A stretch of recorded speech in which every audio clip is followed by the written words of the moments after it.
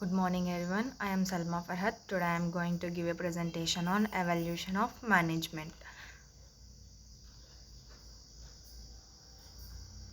Evolution of management.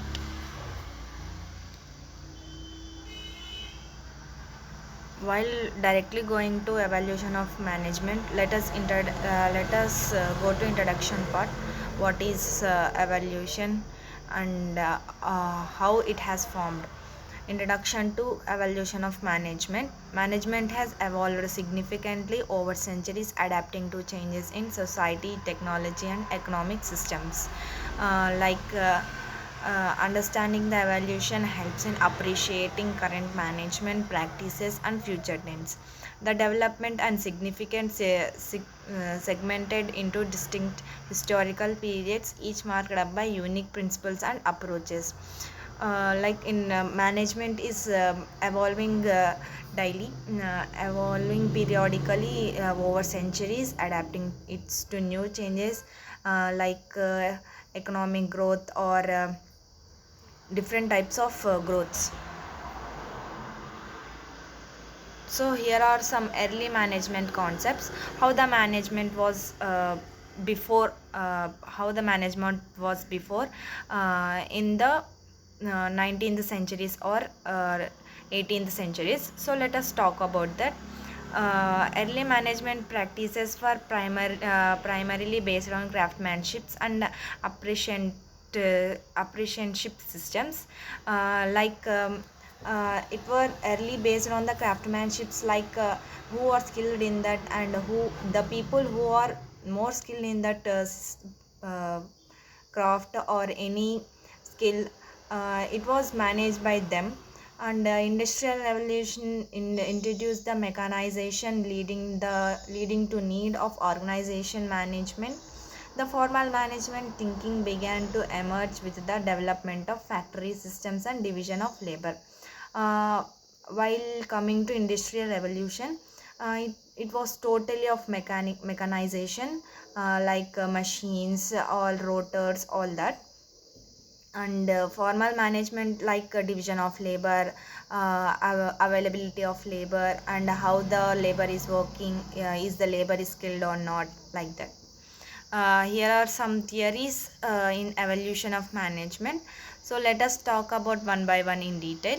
There are scientific management theory, administrative management theory, behavioral management theory, management sciences theory, and organizational management theory, environment theory. So firstly we go with classical management theory. Classical management theory emphasizes efficiency, standardization, and clear hierarchy within the organization. It is nothing but uh, the company's goal is clear and hierarchy within the organization, like how the company will work. It says that clear vision of the organization. In this, the key contributors include Frederick Taylor, Henry Fayol, and Max Weber. Principles such as scientific management and administrative functions and bureaucracy shaped or early organization practices. So here you can see in the picture, uh, extension of classical theory. There are three types: scientific management, administrative management, and bureaucratic management. So these are the extensions of classical theory.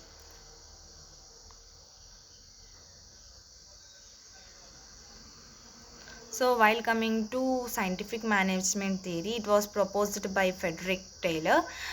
He mainly follows four principles: develop a science for every job, select workers with right abilities carefully, train the workers, provide intensive carefully, plan the work. So he works on only four principles. He focused on four principles, uh, he select the workers who are skilled in that profession, and if they are insufficient, they are trained less.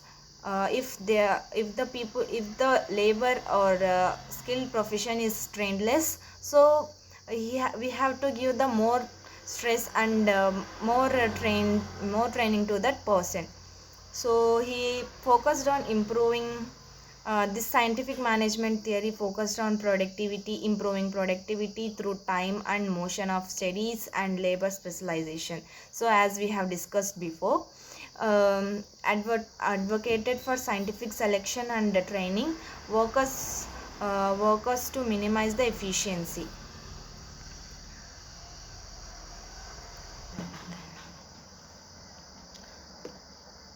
Advocated for scientific selection and training of workers to maximize the efficiency. Introduced methods to optimize flow work and establish performance standards. So next we will go to administrative theory, which was proposed by Henry Fayol. He identified the fundamentals of a management. So let us discuss what are the fundamentals and what are what. Let us begin with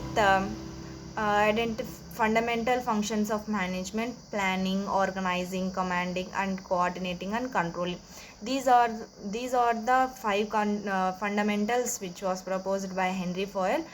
He was clear in his vision that the organization will work continuously and work perfectly while planning, organizing, commanding, coordinating and controlling the organization or work or the work that the workers are doing. So emphasized the importance of managerial principles and universal functions applications across the organization. Advocated for structured organizational hierarchy and clear authority lines. So here are the applications of administrative management: setting a goal, establishing standards, performance management, budget control, leadership development, team building.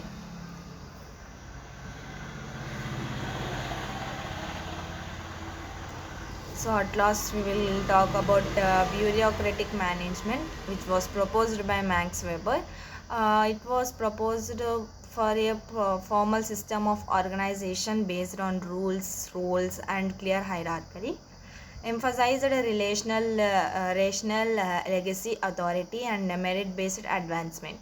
Aim to increase the efficiency and predictability in large organizations. So here are some theory. So let us talk about what Max Weber tells. He tells that task specialization. The person who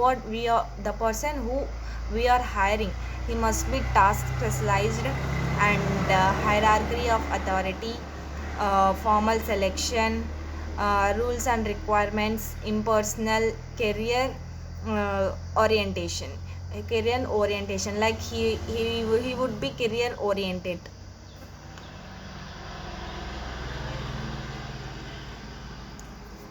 And last, human relations movement. Human relations plays a vital role in the organization. How we behave with the people around us and how we behave with the how we behave with our higher professionals. So it plays a vital role. So how we are going to how we are going to talk with our colleagues and how we are going to talk with our higher professionals and within the organization, out of the organization, like that. Shifted focus from the task and structure to human factors and employee motivation. Pioneered by Elton Mayer's Hawthorne studies highlighting the importance of social relations. Recognized that employee satisfaction and group dynamic influences productivity.